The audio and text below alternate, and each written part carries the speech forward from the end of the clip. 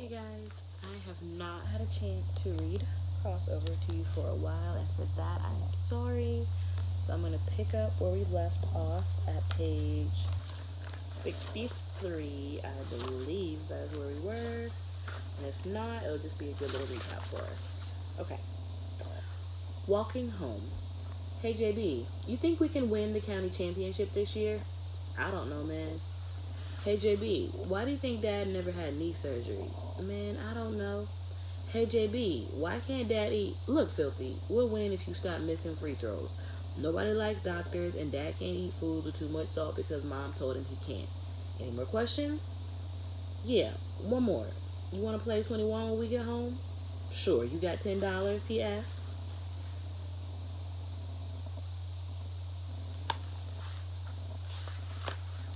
Man to man, in the driveway, I'm shaking and breaking. You don't want none of this, I say. I'm about to take it to the hole. Keep your eye on the ball. I hate to see you fall. You should go on with your girlfriend to the mall. Just play ball, JB shouts. Okay, but watch out. My brother, Tar Heel lover, I'm about to go undercover.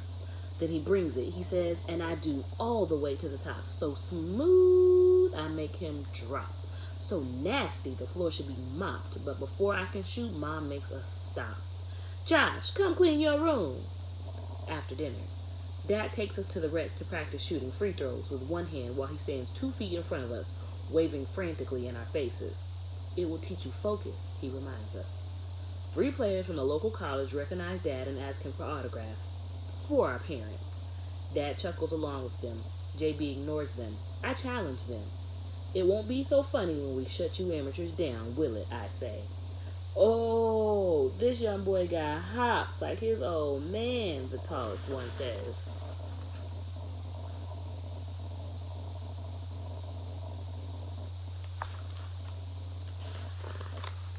Talk is cheap, Dad says. If y'all want to run, let's do this. First one to 11.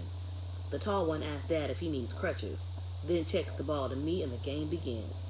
Right after JB screams, loser pays $20. After we win, I see the pink Reeboks wearing girl shooting baskets on the other court. She plays ball too?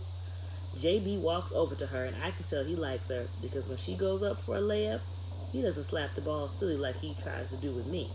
He just stands there looking silly, smiling on the other court at the pink Reeboks wearing girl.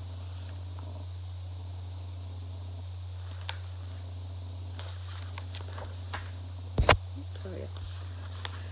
Dad takes us to Krispy Kreme and tells us his favorite story again. Did Mom say no more donuts? JB asked Dad. What your mother doesn't know won't hurt her, he answers, biting into his third chocolate Gary's cruller. Good shooting day. We beat those boys like they stole something, he adds. Why didn't we take their money, Dad? I asked. They were kids, Filthy, just like y'all.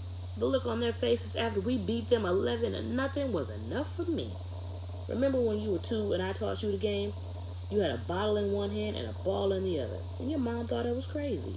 I was crazy. Crazy in love with my twin boys. Once, when you were 3, I took you to the park to shoot free throws. The guy who worked there said, this basket is 10 feet tall for older kids. Kids like yours might as well shoot at the sun. And then he laughed. And I asked him if a deaf person could write music. He said, huh? Then took out his wrench and told me, I'm gonna lower the goal for you. We remember, Dad. And then you told us Beethoven was a famous musician who was deaf. And how many times do we have to hear the same? And Dad interrupts me. Interrupt me again and I'll start over. Like I was saying, I handed both of you a ball, stood you between the foul line and the rim, and told you to shoot. You did, and it was musical. Like the opening of Beethoven's Fifth, da-da-da-da, da-da-da-da, da-da-da-da. Your shots whistled like a train pulling into the station.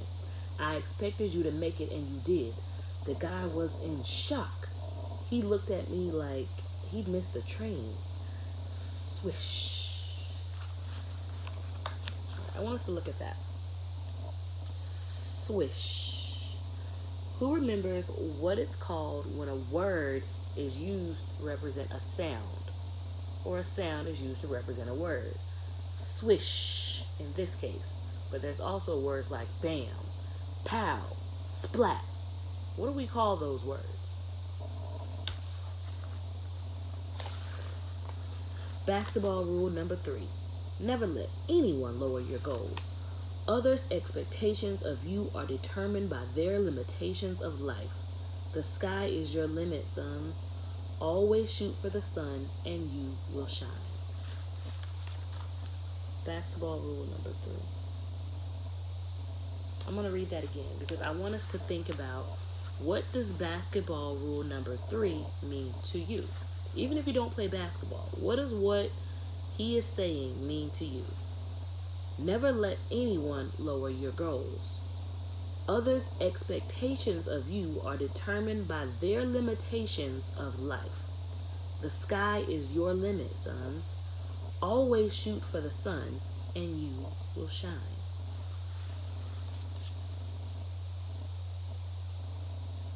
This is on page 72. I'll hold it right there. And I want you thinking about, what does basketball rule number 3 mean to you? Remember, there's always, through this whole book, there's rules of the game. Josh's play-by-play. The Red Rockets, defending county champions, are in the house tonight. They brought their whole school. This place is oozing crimson. They're beating us 29-28 with less than a minute to go. I'm at the free throw line. All I have to do is make both shots to take the lead. The first is up, and it hits the rim. The second looks real good. Missed again. Clank. But Vondi grabs the rebound. Fresh 24 on the shot clock. Number 33 on the Rockets strips the ball from Vondi. This game is like ping pong with all the back and forth. He races down court for an easy lay. Oh, Houston, we have a problem. I catch him and slap the ball on the glass. Ever seen anything like this from a 7th grader? Didn't think so. Me and JB are stars in the making. The Rockets full court press me, but I get it across the line just in time. 10 seconds left. I pass the ball to JB. They double team in a hurry. Don't want him to get an easy 3. 5 seconds left. JB lobs the ball. I rise like a learned jet 7th graders aren't supposed to dunk, but guess what? I snatch the ball out of the air and slam. Yen in your mug. Who's the man? Let's look at that again. Oh, I forgot. This is junior high. There's no instant replay till college. Well, with a game like this, that's where me and JB are headed. Slam. The new girl. She comes up to me after the game, her smile ocean wide, my mouth wide shut. Nice dunk, she says. Thanks. Y'all coming to the game over Thanksgiving break? Probably. Cool, by the way, why'd you cut your locks? They were kind of cute.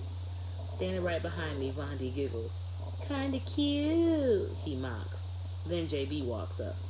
Hey, JB, great game. I bought you some iced tea, she says. Isn't it sweet, he asks.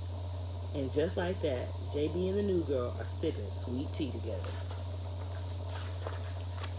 I missed three free throws tonight. Each night after dinner, Dad makes us shoot free throws until we make 10 in a row. Tonight, he says, I have to make 15. Basketball rule number 4. If you miss enough of life's free throws, you will pay in the end. Having a mother is good when she rescues you from free throw attempt number 36, your arms as heavy as sea anchors. But it can be bad when your mother is a principal at your school. Bad in so many ways. It's always education this and education that. After a double overtime basketball game, I only want 3 things: food, bath, sleep. The last thing I want is education. But each night, Mom makes us read. Don't know how he does it, but JB listens to his iPod at the same time, so he doesn't hear me when I ask him, is Miss Sweet Tea his girlfriend? He claims he's listening to French classical, that it helps him concentrate. Yeah, right. Sounds more like Jay-Z and Kanye in Paris, which is why Mom and Dad start arguing. He doesn't hear them either. Mom shouts, get a checkup. Hypertension is genetic. I'm fine. Stop high-posting me, baby, Dad whispers. Don't play me, Charlie. This isn't a basketball game. I don't need a doctor. I'm fine. Your father didn't need a doctor either. He was alive when he went into the hospital. So now you're afraid of hospitals. Nobody's afraid. I'm fine. It's not that serious. Fainting is a joke, is it? I saw you, baby, and I got a little excited. Come kiss me. Don't do that. Baby, it's nothing. I just got a little dizzy. You love me? Like summer loves short nights. Get a checkup then. Only cure I need is you. I'm serious about this, Chuck. Only doctor I need is Dr. Krista Bell. Now come here. And then there is silence, so I put the pillow over my head because when they stop talking, I know what that means. Ugh. Hypertension, a noun, a disease otherwise known as high blood pressure, as in mom doesn't want dad eating salt because too much of it increases the volume of blood, which can cause hypertension. As in, hypertension can affect all types of people, but you have a higher risk if someone in your family had the disease. As in, I think my grandfather died of hypertension. To fall asleep, I count and recount the 37 strands of my past in the box beneath my bed. Why we only ate salad for Thanksgiving. Because every year, Grandma makes a big delicious dinner, but this year, 2 days before Thanksgiving, she fell off her front stoop on the way to buy groceries. So Uncle Bob, my mom's younger brother, who smokes cigars and thinks he's a chef because he watches food TV, decided he would prepare a feast for the whole family, which consisted of macaroni with no cheese, concrete hard cornbread, and greenish-looking ham that prompted Mom to ask if he had any eggs to go along with it, which made Grandma laugh so hard she fell again, this time right out of her wheelchair. How you spell trouble? During this vocabulary test, JB passes me a folded note to give to Miss Sweet Tea, who sits at the front desk of me, who looks at pretty tight in her pink denim capris and matching sneaks. Someone cracks a window, a cold breeze whistles, her hair dances to its own song. In this moment, I forget about the test and the note until JB hits me in the head with his number 2 pencil. Somewhere between camaraderie and imbecile, I tap her beige, bare shoulder. At that exact moment, and the teacher's head creeps up from his desk, his eyes directly on me. I'm a fly caught in a web. What do I do? Hand over the note, embarrass JB, or hide the note and take the heat? I look at my brother, his forehead a factory of sweat. Miss Sweet Tea smiles, gorgeous pink lips and all.